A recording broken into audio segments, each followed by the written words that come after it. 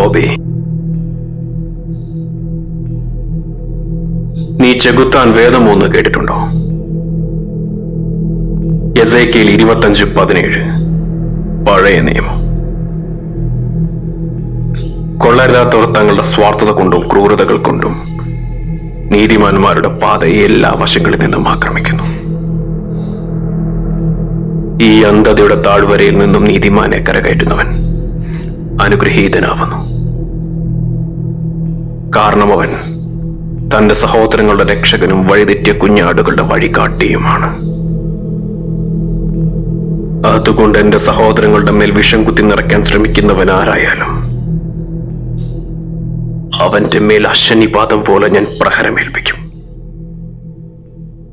എന്റെ പകയിൽ നീറിയൊടുങ്ങുമ്പോൾ അവരറിയും ഞാൻ അവരുടെ ഒരേ ഒരു രാജാവായിരുന്നുവെന്ന്.